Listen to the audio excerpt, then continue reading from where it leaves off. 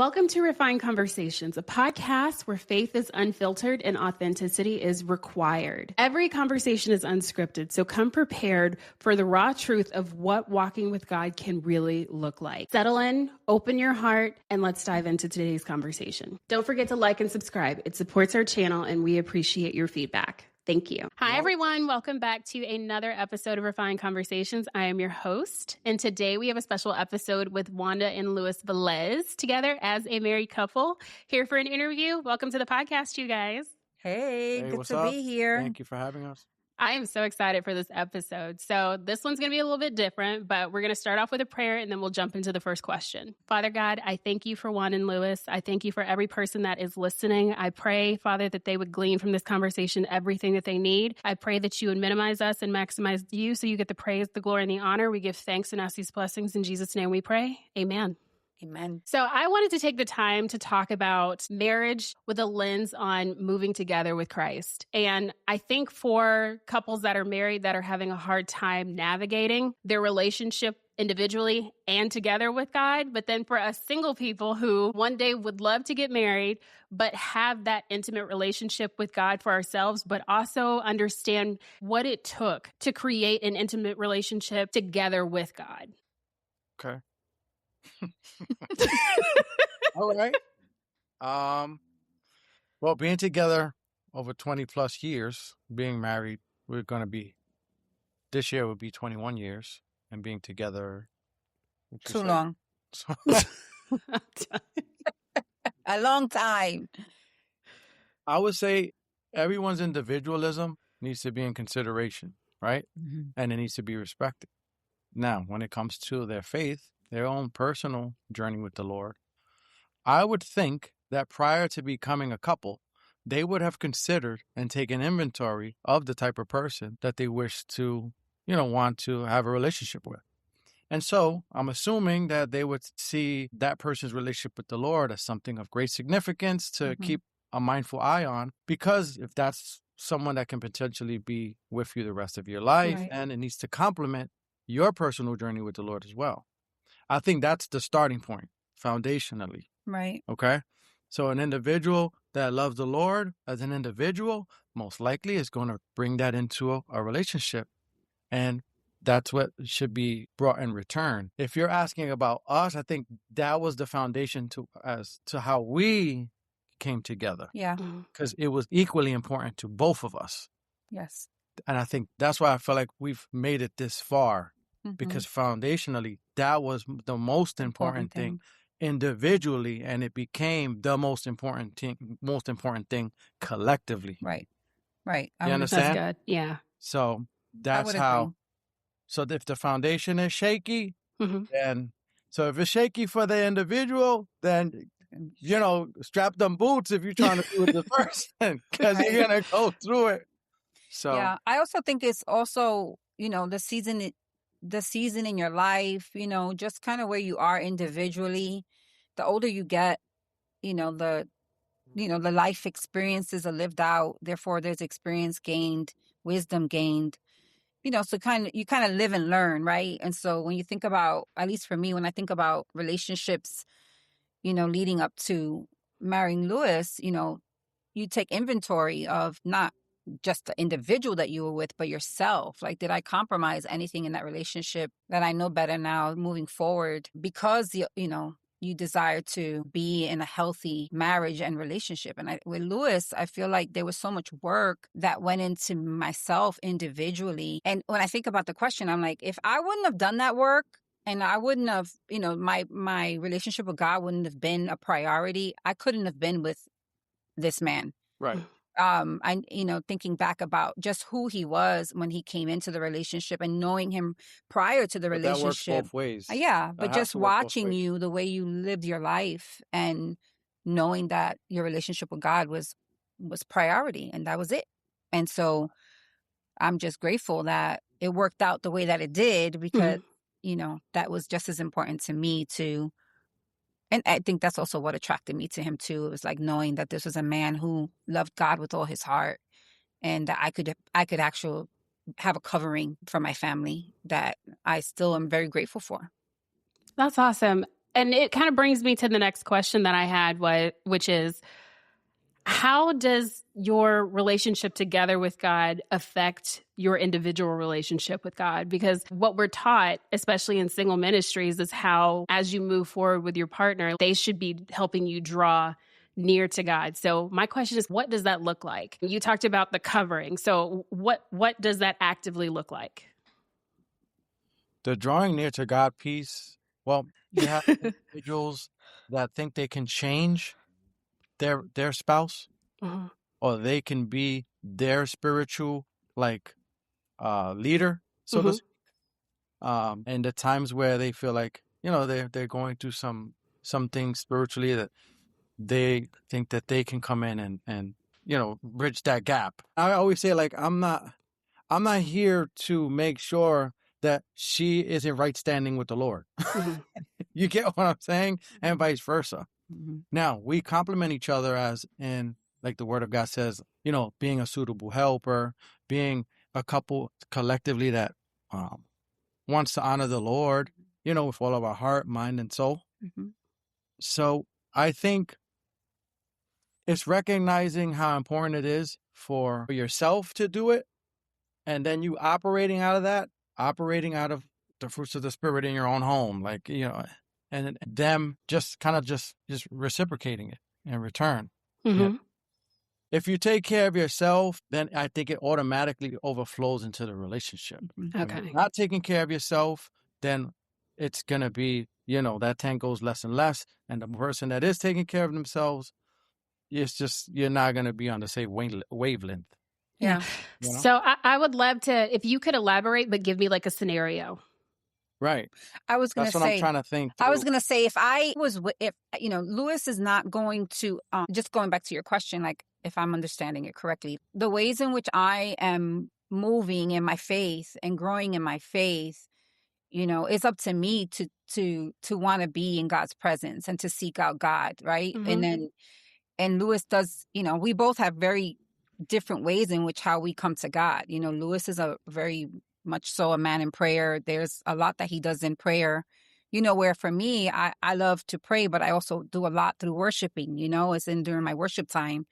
And so we're very different that way when it comes to like our quiet time with the Lord, or how we go before God with our, prayer and requests, or just whatever we're wrestling with. I think we do a good job in that if there's a time when things seem a bit, what's on your mind, what's on your heart, what's going on, we always come together to have conversations and remind each other, of, how to seek God out in those situations. If the person that you're going to be with, if that part of their faith is not a priority to them, and they're not being intentional with their own walk, like, who am I to condemn and, come and check him?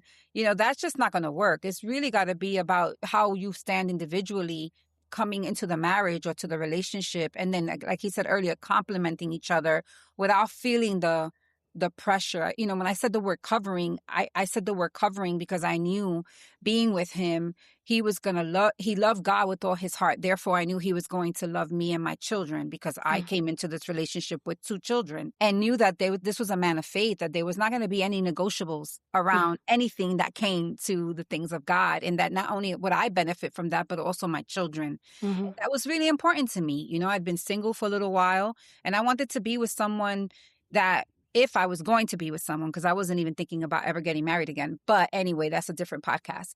But knowing already the character of this man and watching him, I knew, man, this guy is going to be a covering for me and the kids. And I know that wholeheartedly. And it's not going to be about changing me or, seeing, if anything, it's going to help me get stronger in my walk with God, because now I've landed in a relationship where faith was a priority. That makes any sense.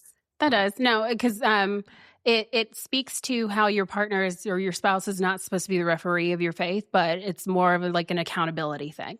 Yeah. That's on both ends before you get married, and it just kind of grows from there. Yeah. Is that what it's coming from? Yeah, I think we do that well too. Yeah. I think we're very supportive of one another. I think I'm a bit more, I see potential in people. God speaks to me in ways that, my discerning about others and just, potential. Luis gets that from me the most, I think, out of anybody in his life, where I always see more for him because God lets me see more. And then I will share that with him, and sometimes he'll have like a friendly reminder. He'll say, hey, I'm not on your team. I'm not on your staff. Like, I'm not in your small group. Like, I get it, babe, but, let me figure that out on my own, because I could have this, I remember before he got ordained and became an ordained pastor, I knew I married a man that was called to ministry. I knew I married a man that was going to be a pastor. But as I was saying that to him, and early on in our marriage, I quickly learned that if he doesn't hear from God on his own, it doesn't matter what I hear. Ah, that's good. Right? It doesn't matter. So I had to practice silence in that part of our relationship and really trust that God was going to speak to him, that God had shown me what was potential for Luis, like what he was calling Luis to, purpose there in his life, that I was super excited about, because again, this was a man that I watched for a long time and, really, really admired, the way he carried himself, and again, how he loved God. And so now knowing this and God showing me this, I had to be really patient, because I wasn't going to make Luis a pastor. My encouragement wasn't going to get him on that path faster. I had to wait and let it go and let God speak to him. And then years later, the Lord spoke very clearly to Luis when I had taken my hand off of the potential in him and waited to see God move. And it was actually so beautiful when it happened. And I remember being at his ordination and speaking, from the pulpit about this very thing. Like, just when you take your hand off of what you think, God has for someone, because God does show us and he speaks to us, it's not always to deliver it so quickly. Sometimes you got to keep it in your heart and wait for God then to reveal that to that person. And for me, it was worth the wait, watching Luis become a pastor and called to the ministry. That's good. I find that in my single life, I have that problem where I see something, I say something, and I expect you to do something.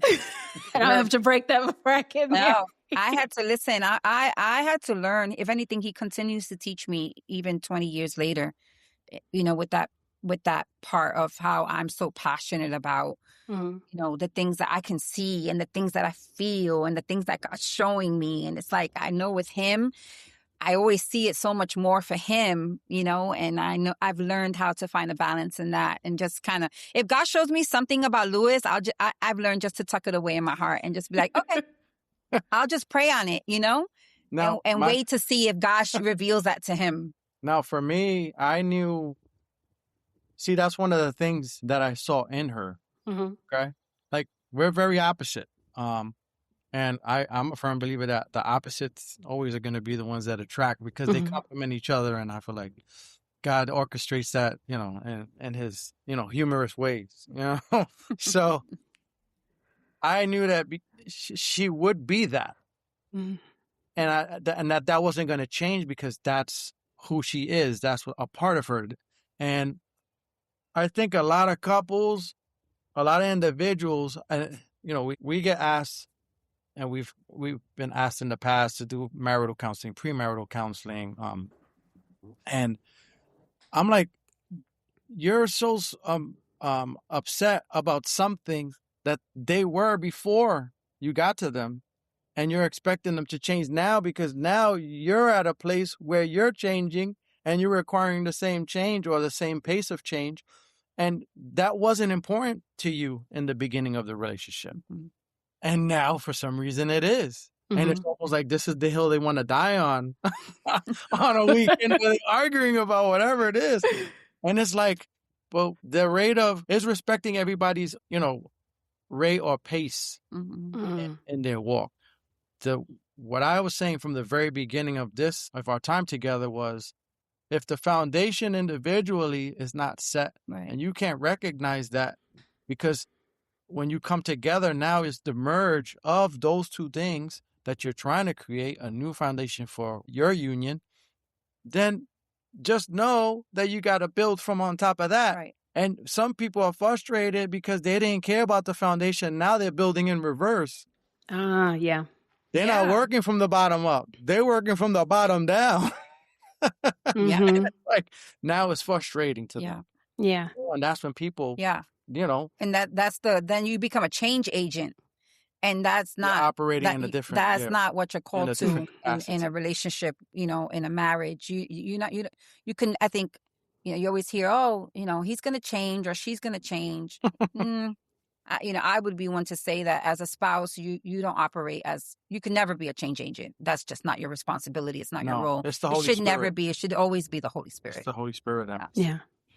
Yeah. It's just, you're just going to hit a wall over and over again. It's just, there's a frustration there that you'll continue to have to manage or I mean, Yeah. and you'll be managing that on your own. And it's just so unhealthy, to think that way. And I would say that too, if you're not really sensitive to, really paying, it's like, I remember somebody asked me, if you could go back and make a list of the kind of man that you wanted to marry, what would that list look like? And I'm like, man, my list was so limited as a teenager, like I didn't have the framework. I didn't have, the language to really put a list together. I grew up in New York City, in the Bronx, around Pentecostal church, also a Lutheran church. I mean, my whole youth was intertwined with faith, but different denominations, different ways on how to come to God and find God. But I remember being in a youth group at a different church. They took us to this retreat. It was Josh McDowell. Remember that Josh McDowell curriculum for teenagers? It's like, why you wait. Yeah, Like a promise, something like that. Like it was like, why do you wait, to engage in a relationship? You wait until you get married, right? Oh, worth the wait? I don't remember now. It was back in the something late 80s, that early was 90s. the wave. That was the wave in New York City. Yeah, it was the purity ring thing is worth the wait. And you had to, we did that at my church growing up, and my sister did it. I didn't do it. They had these cards, and your parents went and put this purity ring on your finger, and you signed this card, a vow to God. That was after our time. Okay. That was our age. But anyway, I just remember, if I think about, again, the question and think about the way in which, I was growing up and being shaped as a young Christian young lady, you don't talk about what kind of man you want. You just know you got to wait for the man that God has for you. Yeah.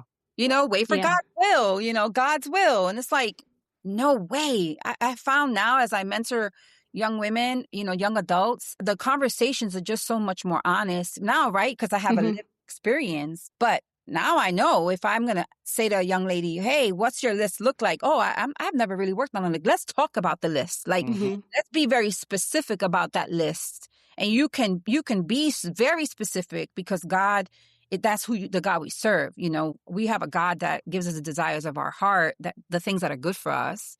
So you can make that list very intentionally.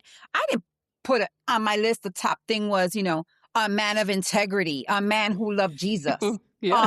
And you're like, a man that's fine, a good looking guy, a guy that, the things that are important.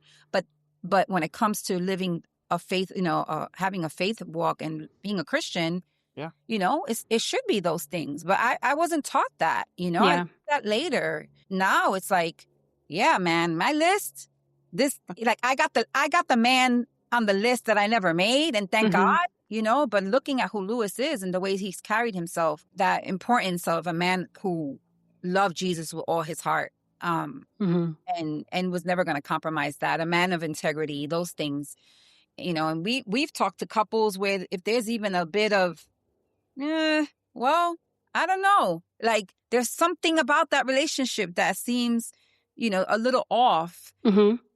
A lot of couples don't like to hear that, but we are very honest in our approach, because again, it's so important that you don't compromise, who it is, so that you're not working, what you said, backwards from top down. Yeah. Yeah. Well, let me ask you this question, because this is something that I recently did. So I've done that list, and it went from physical characteristics, like a minimum of 6 feet, to actual character, man of God, honest, integrity. So my list has definitely changed as I've gotten older.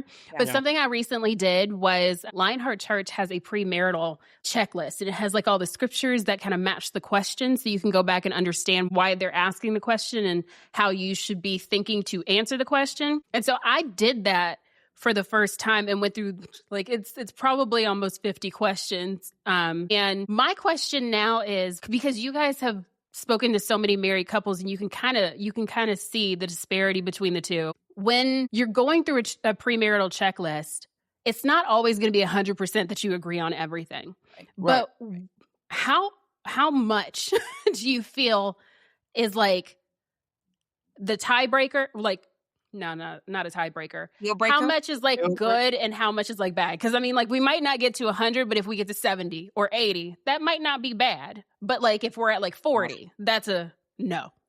But yeah, but Well, you a lot of the red flags are not as bright. Lord.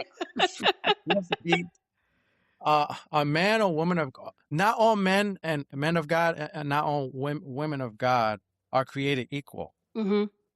You know, like when someone says, yeah, I'm a Christian, like, all right, we need to unpack that. Yeah. And it needs to be in alignment with how you view what a Christian is, you know? So I would say that that's good. if in someone in their younger age, right, they had a list, you know it's going to be significantly different than someone in their 30s, someone in their 40s doing this thing. So it's almost like I would say, well, let's see someone in their 40s that has this list and compare what it is looking like now, and then start to like pick and choose. All right, I'm going to apply this. I'm going to apply this and see. In that sense, we've had couples where no one has in the beginning admitted to having addictions, whether it's pornography or some type of substance abuse, whatever.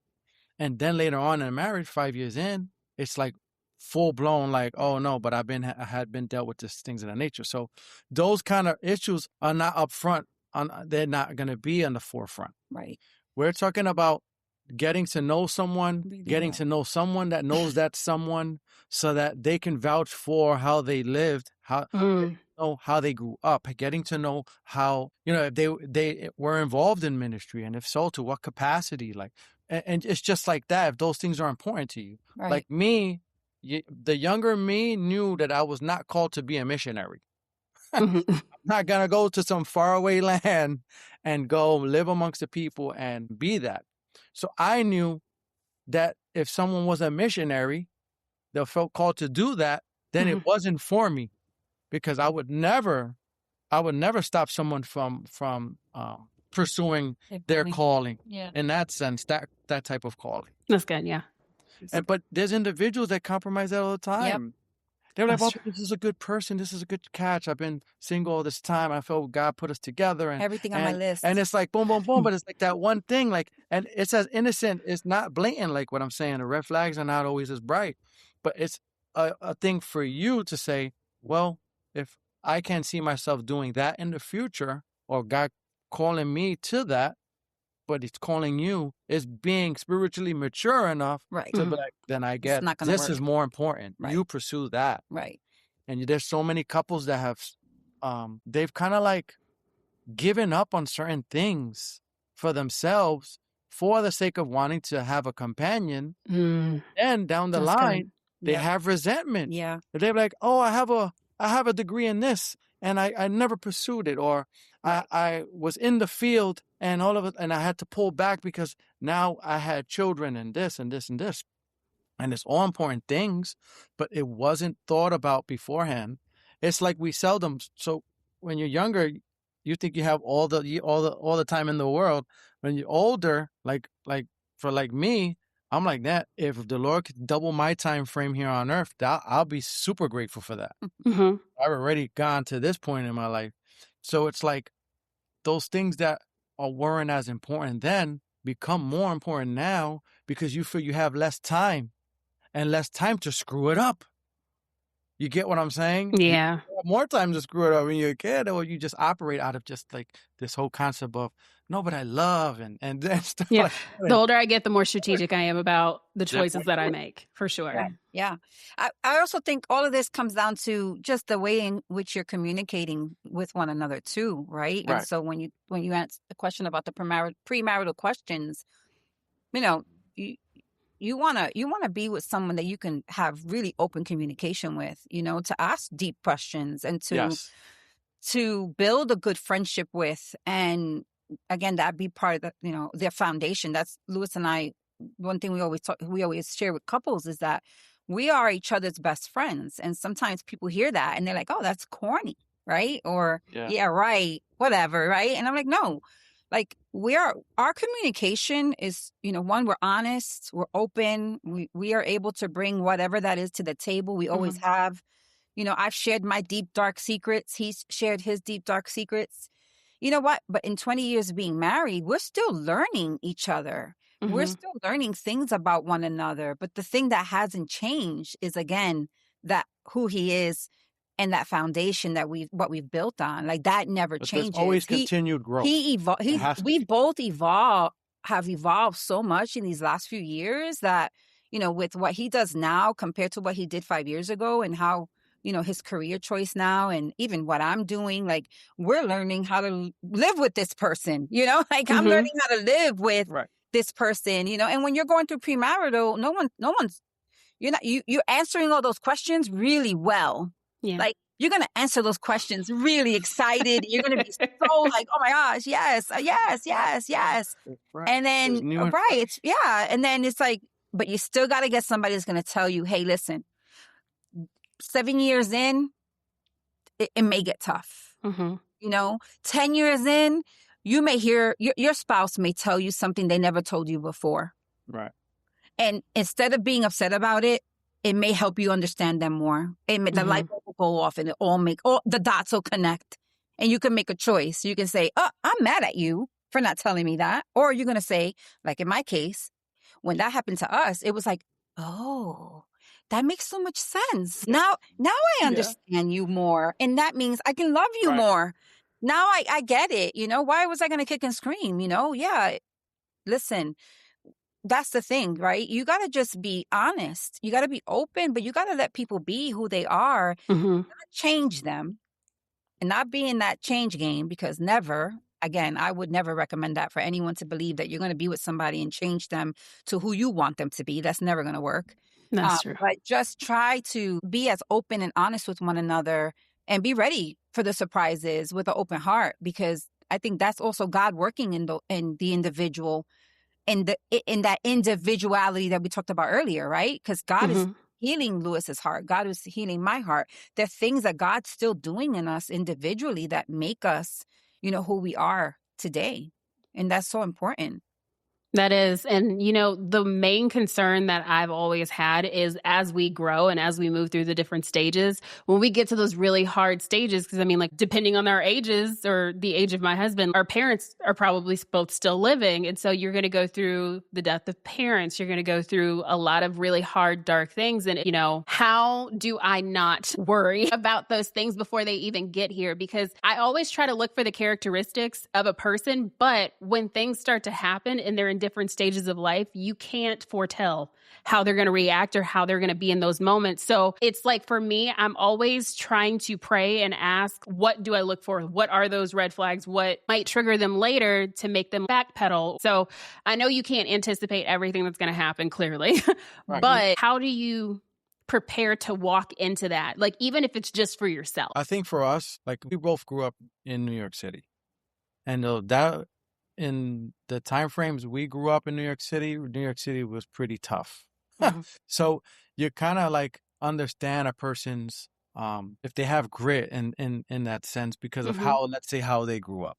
They're pretty tough because they grew up in wherever they grew up, or they had this kind of family environment that they came out of.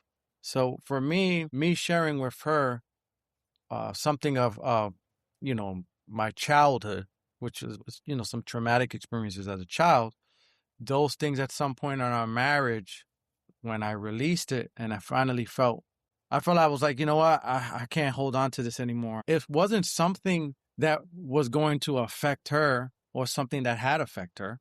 I didn't do anything towards it. This is something in my childhood. We weren't even anything together, But it ultimately does affect us moving forward. And I'm not going to know how she's going to respond to me. She's not going to know how to respond to me once I tell her. And this is just something that it was just kind of boiled over. Right. You know? So yeah, we're not going to be fully prepared to, to see how someone's going to respond to something that eventually comes up out of the blue. Yeah. One of the things that happened to me in our marriage is when my best friend, I was just gonna who's say like that. a brother to me, I was just gonna say that. I honestly came to the Lord through him. Yeah. Mm-hmm. Out in the neighborhood as kids. Yeah. And we kind of grew up together in both that world and then this whole following God thing when we first started. So to lose him, I kind of lost like a pillar of strength in my life. Mm-hmm. You know, Wow. He's 3 years older than me, and when I got the news over the phone, I kind of like was like, what? And I was just like, Yeah. and my wife was like, what's the matter? And I was in the kitchen and I just I just gave her my wife the phone and I just went upstairs to my room and I was just like on the ground. I mean, with my face in the bed. Yeah. Just crying.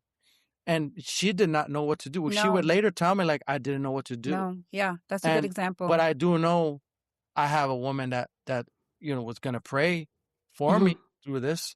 A woman that's gonna check in on me. She doesn't necessarily know what to say, but she's just present. Right. Yeah. Get what I'm saying? And Yeah. I didn't even know what I needed at that time either because that was new to me. Right. Mm-hmm. Experienced death of, friends and family members and stuff like that. This was like, through sickness and things of that nature and some other things. But I guess when it was just that particular moment and that particular moment in time when I was got that phone call, shocking news, and it was like, like I just spoke to him, like, and it was just boom. Yeah. It was like the body just broke down, like, Yeah. I was going to use that as an example Wow. too, because I didn't know what to do. I had never seen Luis that way, and, I remember being, I was so grateful for, the guys in his friend group that came around him to support him.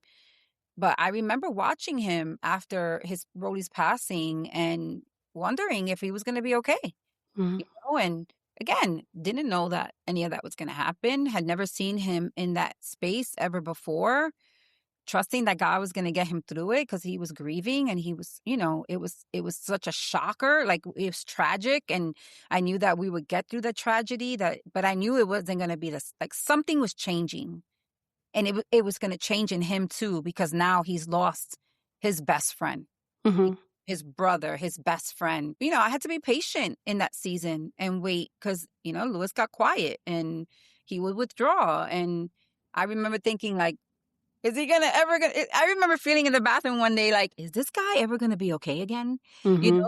There was a side of him that I had never experienced. And, I remember bringing that worry to the Lord, but I also remember bringing that worry to like our friend group and being like, hey, like we need your help. You're in our community, like the community of friends that we had. And, just asking them too, because I didn't know, how to manage that space as a wife, and even with the kids, like just to support him in that. And that was hard. That was a hard time, and thankfully we got through it. And again, in that he evolved into, the other side of like what God was doing in him. Actually, after that passing is when he became a pastor. Yeah. Oh, Like, wow. when he heard the calling of God on his life and, to get ordained. Finally submit to it. Yeah. Wow. And so it came after that season, and that was a hard, very dark season for him. And so, yeah, I think you're never going to be prepared to know everything. There's no way, I mean, you can feel like, oh no, we're going to be good. We got this, we got this. We got this. Yeah, you got this. You have to have, what you have to have is one another. Like, That's good. fully to be present and to just, give grace and have a deeper patience. And you could be honest about whatever that and however that feels, but just like you're in it and you're committed and you're going to see it through. Yeah. And I think, somebody said to us, I remember, when we got married, no, it was actually our 10-year anniversary. We renewed our vows. And there was a woman that I used to work with And she was a woman that felt called to ministry. Mm-hmm. But her husband was a businessman. He worked in corporate, and she worked in ministry. And I remember her telling me one day after our reunion, what is it? I'm trying to say, our renewal. I remember her talking to me, a couple of weeks later. She said, "Hey, I want to just mention to you thank you for inviting me to your ceremony. It was beautiful to watch you and Luis, because she had been at the wedding, Mm-hmm. when we first got married. So now here we are 10 years. So one thing about you two that I've always, I'm so blessed by is that you both are called to ministry. Mm-hmm. And Yes. you've both, Yes. you both like, you cheer each other on, with the things that God's calling you to, like your purpose and his purpose, there's no compromise there. But if anything, you guys encourage each other, and you're very supportive of one another. Mhm. And that's when she said, my husband, when I got married, I knew that ministry was important to me, but I knew that he was, his goal was to be in the corporate world. And that's what happened. And they were, at this point, this is an elderly couple, Mm-hmm. they're already been married for over 40 years, and she's sharing this with me. And she just said, I admire that about you and Luis. And I also am, like, she said she was so, she loved that for me, because she knew what she desired that in her life. And, it just didn't happen that way. And they stay committed, and obviously have had a beautiful marriage. But it made me kind of feel like what we said earlier, there was something in there that she saw in us that potentially maybe it was something that, she had processed in her own life. And now she wants to make sure that she's saying and blessing, and passing it on, encouraging and being very open about, hey, what you guys got is really important, and that's special, and I'm grateful for that, because, I feel like he's allowed me to walk in my purpose, and he's been so supportive of me. Right. And I, with him, in the things that he has done in his life, and the ways in which our lives have changed, with even now, with why we're even here in the South. And so in this season of his life, Yeah. because Now I serve in a different capacity. now he serves in a different capacity. But even supporting him in this space, somebody would say, well, he's not in ministry anymore. He's not doing ministry. How do you feel about that? But he is, he feels like he's called to what he's doing today, and I support him 100%. Now, do I feel like he could be doing something more? Could he be, of course, because that's just naturally who I am, but I have learned that, like I said earlier, I have learned just to support him in this season. Like, this is what God's called him to. I support you 100%, and I'm in. And here we are, living and doing what we're doing. Yeah. Yeah, I say ministry is just life in whatever capacity you serve in. So it works as God leads you in the different pockets of your life. But I love that. I love the dynamic between y'all, because I don't know if y'all realized it, but in the middle of you talking, y'all both like leaned into each other, and I was like, that is so cute. But I do have a question, because you were talking about the dynamics, and you constantly hear this from married couples, how it just seems like they're always in a transition. There's always a new season. There's always changing. And within those dynamics of change, how do you guys find rest together? I know alignment is important in that way, to make sure that you guys are moving through those seasons together and nobody gets really left behind. But how do you, when just even throughout marriage and just life as individuals and in marriage, everything's always evolving and changing. How do you find that rest together? Well, you forgot the part about kids, having children. Yeah, that part too. Yeah. That in itself. Oof. Like, there's so much going on.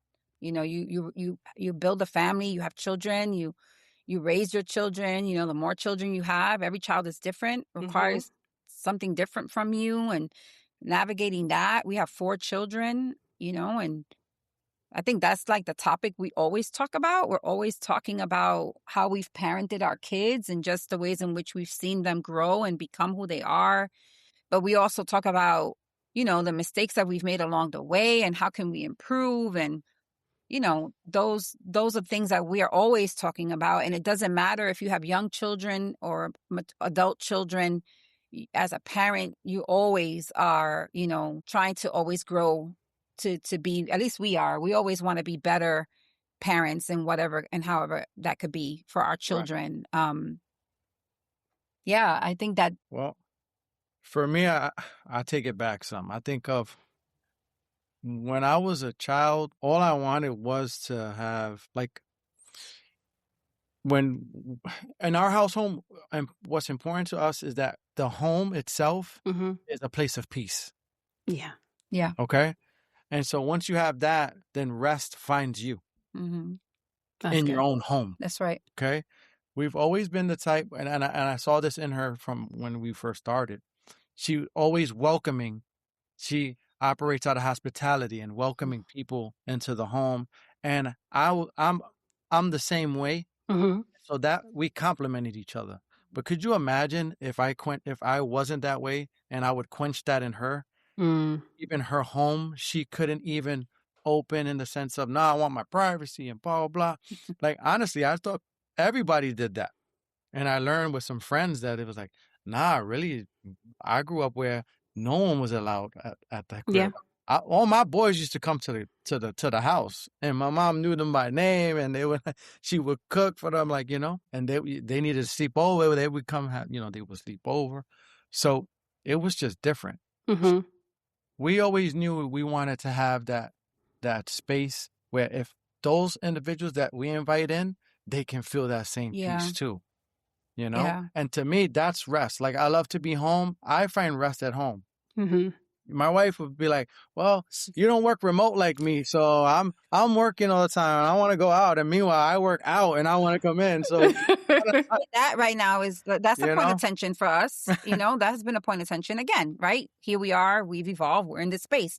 So then that becomes a point of tension. So then how are we going to manage that, But right? that's when the communication piece comes in, and we come together, and I hear her out, she hears me out, and it's like, all right, we take a self-inventory. All right, so what, A date night or whatever a date we need. night could be restful or whatever the case may be. And it's just that intentionality. But honestly, I would say that because of my childhood, I always knew that in my home, I wanted just for it to be a particular way, in that sense that it would be a place of, like, rest and peace, Yeah.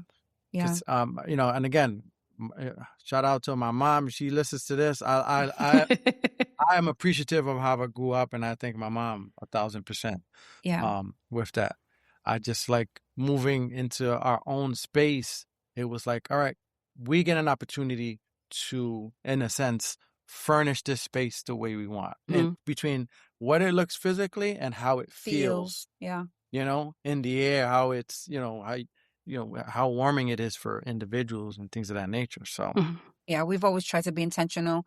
I think when you ask that question about rest, as we're managing everything, I find that we're resting when we're having conversations over coffee, or when we're intentional to plan, our yearly meeting. We have like a performance review of our marriage. No, I'm kidding. People may call that, but the year review, the year-end review. Yeah, we have a year-end review, and we sit and I find that to be restful for me going into a new year. We're reflecting on what the year gave us, how the year worked out for us and what we lost and, what we've gained. And then we set, goals for this next year and how we can we always start with and how we can be supportive of one another.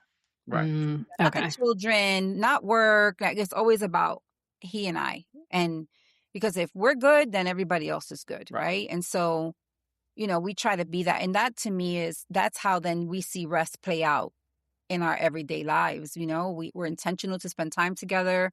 We like to go away together at least once a year. We try to do date night, even if we're sitting out here in our patio together, just listening to music. That to me is, I find rest in that than, filling up my calendar with 10 things to do, with him that I already know he's not going to enjoy. So again, I try to meet him where he is. But again, we've already invested in this relationship so long that it's like, here we are, like, again, I'm not going to change him and he's not going to change me. So we just have to figure out how to meet each other where we are and call it what it is. Like, we're not going to be fake about it. Yes. That's the thing. Like, and people around, like right before we came on this recording with you, we're in the kitchen, with our daughter and a friend of ours, and we're kind of back and forth, and it's just how honest we are, and we come out and we figure it out, and and we enjoy whatever time we can be together. But I've loved the ways in which we've incorporated time to rest in our marriage, and we've done a really good job at that. That's a space that we don't compromise. We try to figure it out. But our Right. home, it does start with our home, and trying to really, if we're going to welcome so many people into our home the ways that we have over the years, I mean, it's got to be lived out between us and our children first. Oh yeah. Yeah. Yeah. I can attest to coming to your house and like just sitting there and like watching the dynamics, because I'm by myself here. So when I want like that family dynamic, it's like I get to go to your house, and then it's just like it's almost like being at home. You have the noise and the energy, but there is that level of peace there. And that actually brings me to my last question, is the importance of community within a marriage. And it's not just the community of like your married friends and things like that. You guys have been able to like actually bring with you friends that you've had for years that may not be married. And I think that that's a dynamic that you don't hear a lot about, because a lot of people, once they get married, I've seen this with a lot of my friends, because pretty much I'm the only one that's not married. They go and they start hanging out with more married people. So then I become kind of the person that just comes around on specific occasions. And so you guys have that dynamic where your community looks so different and it's very broad. So I really love that about your house, and how you guys are able to just mingle and mix with different types of people in different stages of their life. But how does that impact your marriage? How does that impact your family, being able to like expand your community out in that way? Well, I feel me personally, it gives me life. Yeah, for sure. And so I know it does us as a, Yeah, I was going to say the same thing. It gives us both life. So, yeah. And you're right. We've people from all walks of life, all different ages, seasons. Yeah. But, and this is the thing with us. We'll go as deep as anybody wants to go. That's right. Because we're the same in public as we are in private. Yeah. That's why when she made mention, earlier, with our youngest daughter and a friend of mine that's like a brother to me, he's actually my old college roommate. We can have a little spat about whatever, the frying pan and making, some scrambled eggs, and then, have a quick little spat. And then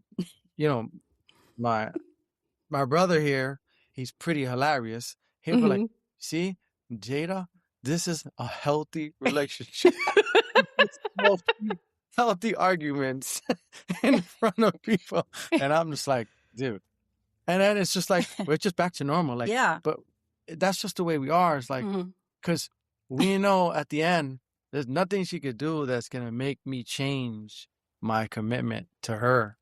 I mean, granted, if something egregious, like, but I'm just saying, we're going to get into it. We're going to disagree, but at the end, we're always going to come right back to that foundation. Yeah. And know that, all right, we're going to hit the reset button, and let's find compromise, or let's move on. And yeah, I think that's even the example of this morning, like having, a good friend of ours at home around our kids. Like, we have friends that have had, they're great role models to our children. Regardless of their stages of life, like whatever they're experiencing, like we invite them into our home in their worst season, because first of all, they seek, they want to come. Some, will come and say, I want to come visit you guys, just because they need the space and they need the time, knowing that if you come to our home and you just want to rest, we're going to give you that space, and you don't need to sit with us. You don't need to always be with us. If you just need to stay locked up in the room, and rest, like, we're okay with that. Like, we're not the ones that are going to say, hey, we have an agenda. If you're going to come visit us, we're going to check off the to-do list. No, we want people. We've always been that way. Like, our friends, the same like us, they've gone through their own experiences, and we have a group of friends that we call our life group, because that's exactly what it is. And that's what we've been to one another. And, we are now all living in different places, different states, but we try to be intentional with each other. But I remember, just the ways in which, life was lifing, and somebody sitting at the table that's having a really hard time, either whatever that is. And we're inviting the conversation in, like, yeah, let's talk about this. Yeah. Let's work through this, and the ones that are the closest to us, again, like they're role models to our children, and our kids have seen us, be good friends to them, but also see how they've been good friends to us. Right. And they've modeled that really well. And I think, that has helped shape our children. Some of these people are godparents to our kids. Some of these people are the ones that my kids can go to before they come to us. And I'm okay with that. Mm-hmm. I'm okay with that. As long as they're talking to someone, that we trust, and that's always going to point them in the right direction and give them godly advice. Right. Like, that's what's most important to me. And we've been blessed to have friends and community like that. And, back to when we celebrated 10 years married, we had been in a small group at our church, and we were the youngest couple as it relates to years married, Mm-hmm. right? Because we had been recently married, and this small group, again, it really helped shape our marriage and, the start of our marriage. And we hit that 10-year mark, and I asked those couples to stand in the aisle when I was coming down the aisle for our renewal, because they represented so much wisdom gained. They were so supportive to us. I had a miscarriage in while I was in that small group, and, two of them, and they were so supportive and helpful, and, prayed for us and helped us through that season, and so even in that renewal, it was important to honor our community. Mm-hmm. We've come this far, and you've helped us along the way. Yeah. You created safe spaces for us to come and share and talk real talk about, hey, we just got married and we're trying to figure it out. Me, like, this is my second marriage. And, how Luis became a father so quickly. Like, I remember those women sitting with me and speaking to me, but there was so much wisdom being poured in. Man, I can't even imagine. Honestly, like, I think back and I'm like, if I wasn't part of that small group, or we wouldn't have been in that church community that we were in, or even who our friends were, like, all of those people, all of those experiences help shape us. Right. Wow. And help us really take a good look at, like, who do we want to be individually and show up for people, and what space do we want to create? But then how important is it that we do when we do that together? Mm-hmm. We had a girlfriend come for the new year. She's a single woman. When she said she wanted to come and bring in the new year with us, she was trying to surprise me. So she was in touch with Luis, because she's good friends with Luis. And so it didn't work out that it was a surprise. At the end of the day, we were so excited about hosting this friend for the new year, because she's so dear to both of us. Yeah. And I think that's another thing about Luis and I. We had some, like, I don't know, I don't want to call them rules, but I guess guidelines for our marriage. It's like, our friend in our community group is really important to us, because it's got to be for us. Yeah. It's got to be people that are welcomed in our home, that know us Right. both, that Mm-hmm. Luis has never, in all the years that we've been married, I've never said, hey, I'm going to go have lunch with Jackie, and him say, who's Jackie? And not because he knows her life, but he knows who she is. Mm-hmm. You understand? Yeah. Enough of her to say, yes, I remember who she is. I remember who she is. And, and so we've been really intentional that way. And again, that's all just poured out to our children. Our oldest daughter just got married. We were talking about this over the weekend.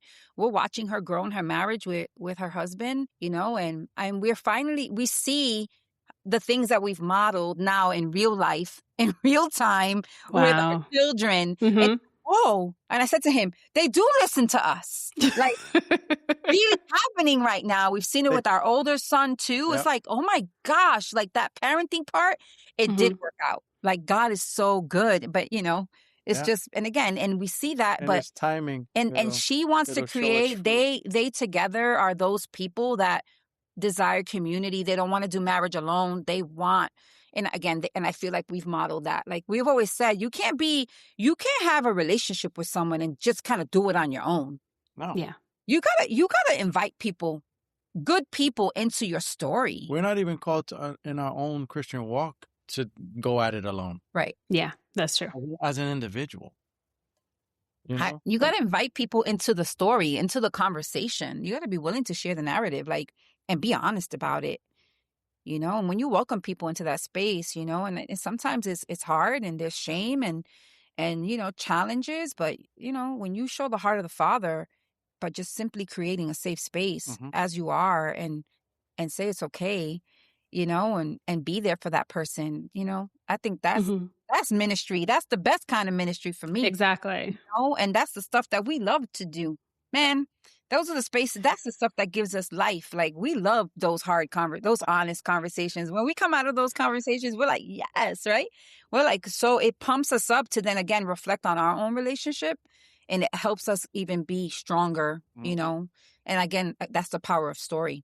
So I love that. And it's funny because I was going to ask you, sneak in one more question about the kids, because you see in so many family dynamics where you have such a strong marriage where they work together, but then it doesn't always translate positively for kids because they feel like they feel that pressure. And I was going to ask you guys, have you had to have those conversations with your kids? How do y'all work through that? I'll use, forgive me, Cam Newton for an example. His parents had been married for like 30 years, have a very strong marriage. But on the other side, he didn't want to fail at marriage, so he never got married. And so he's like a playboy, pretty much. But he grew up with that strong dynamic in the household. So I'm wondering how those conversations go, because that's always my question. I want a whole gaggle of kids. That's what I'm praying for. So my thing is like...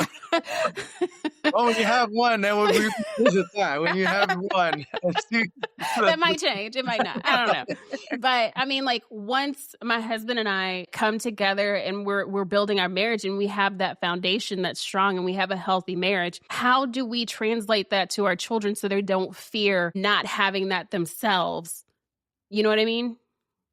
Yeah. So I think we just model it. There's not a requirement of any kind to follow our model. Yeah.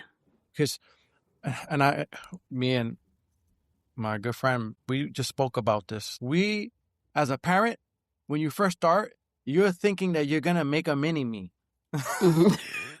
Especially like, you're a father and now you have a son. And, I thank God for my two sons. And it's like, at first it's like, yeah, he's going to like what I like. Yeah, he's going to be, he's going to be this. And I'm going to make sure that, he understands this. And you go, wait. You can't make a mini-me.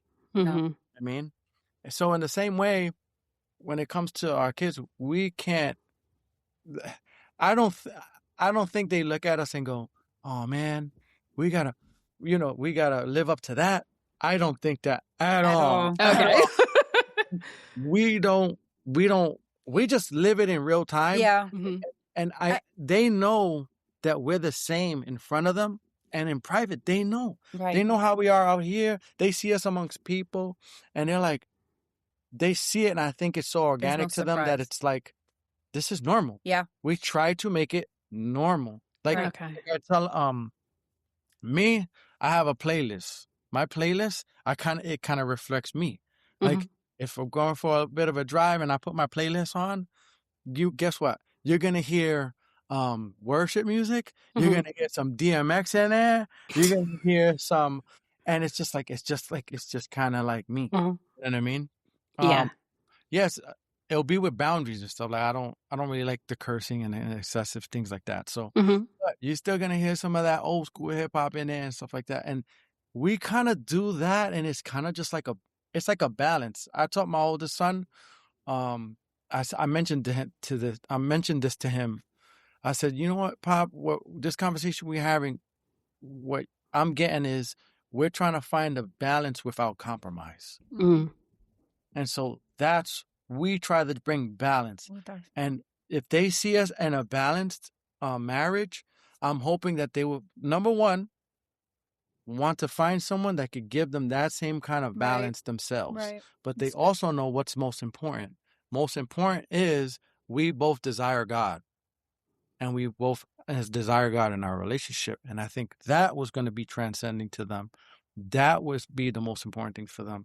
And then in their own way, they'll find that balance. So I don't think it's an additional pressure at all. I don't think it's pressure. Honestly. I also think the way in which we raised them, our kids grew up around other young adults. And so they're being on the campus. Campus, living on a college campus, and just the influx of students in our lives. We opened our our home and our lives to all of these other children, other young adults that are, navigating, young adult life on a college campus.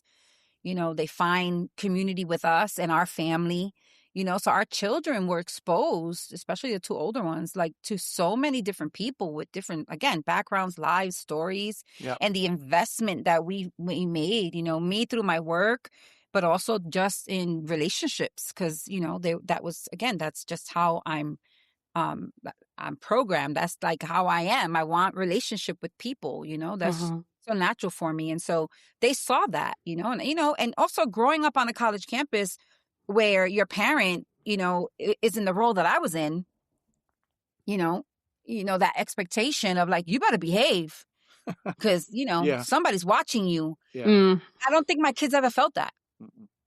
They never felt that, and they never felt that pressure of having to perform because, because mom was in a leadership role that, that others may question, what kind of child are you raising?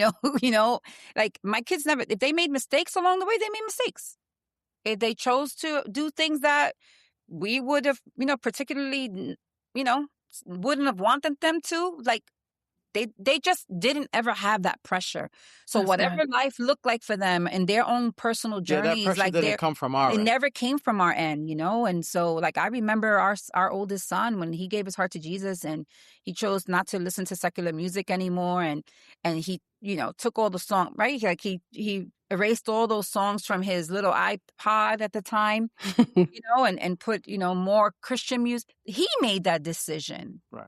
It was never anything that we said, oh, you can't, of course, you're going to guide your children the right way. You want to always point them to Jesus, I think, but the way we've modeled that is without them ever feeling like they have to perform, ever feeling the That's pressure good. to be somebody that we want them to be. Of course, we pray for our children. We want them to grow up in the ways of the Lord. But, I want my girls to grow up fully in who God's called them to be. Even though I've said this to my oldest, like, protector mom is always going to be there. The reasons why I told you my awful stories is just because I felt like that would be a way to protect you from ever making those choices that I made. But you know what? Life happens. And sometimes they make those choices regardless of how much you're trying to share and be honest with them, and we live our lives very openly with our kids. Yeah. They know what we've done and the good and the bad, the good, the ugly, and the bad, and I believe that's important because you don't want to act like you're somebody that you're not to your kids. Yeah. Right. Because then that then can potentially create some type of performance-based relationship, right? Because now you're trying to act like somebody that you're not, and so they've never felt that from us. I think our family, I know that our children would say if you were asking them, that we would all be in agreement. Yeah. The pressure was never there. We've just loved them and walked through life with them however, whatever it is that they've been going through. And now we have two younger ones.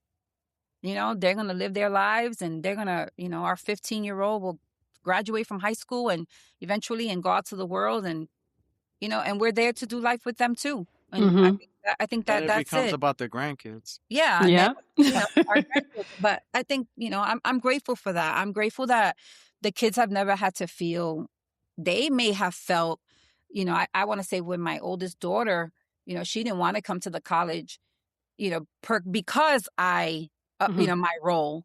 And I never forget the day that she was like, hey, Mom, you know what? I think I am going to enroll. And I remember saying to her, are you sure? Like, I just don't want you to ever feel like you have to do this because of me, And she was like, she couldn't, like, it was like, she was surprised that I said that. Like, no, wherever you go, I'm going to support you. You don't ever have to feel like you have to do something for me. I want you to do what you believe God has for you, and I think that's the better way to parent because either way, you're going to make mistakes. Oh, yeah. It's the truth. Oh, yeah. Yeah. I love the grow through and live through your mistakes. I didn't always get that. So that's nice for them.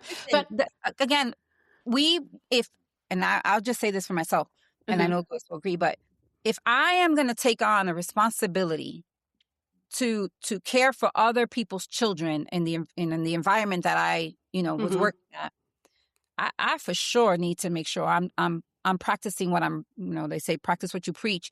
It got to start with my own household.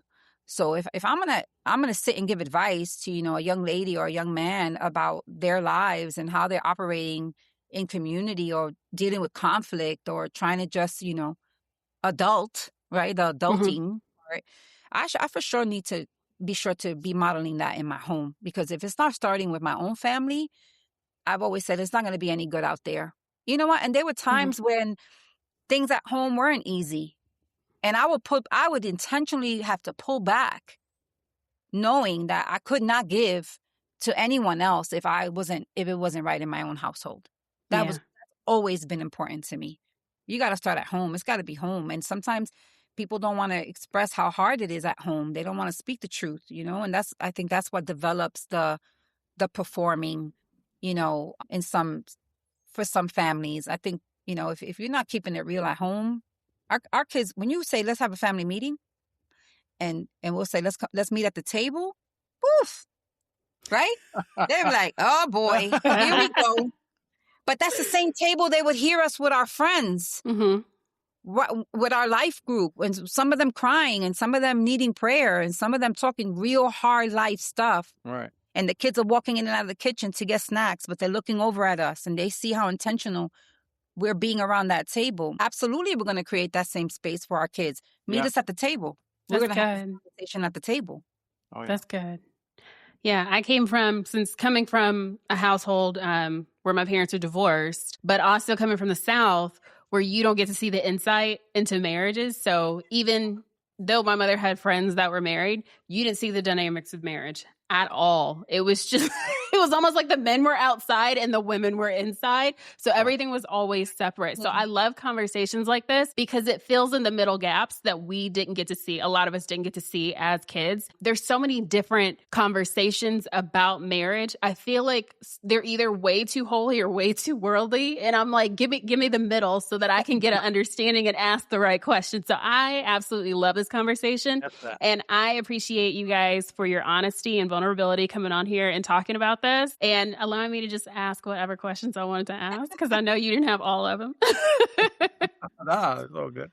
It's okay. Listen, we appreciate you inviting us to this platform. We are grateful for the opportunity. We love, again, building community. And if this serves as a way to encourage others, then so we're happy about that. We're grateful. I want to thank you guys for tuning into this episode, and hopefully we can have more episodes like this in the future. But I also want to thank Wanda and Luis again for coming on for our first married couple episode. Thank you guys for watching, and we will see you in the next episode. Bye.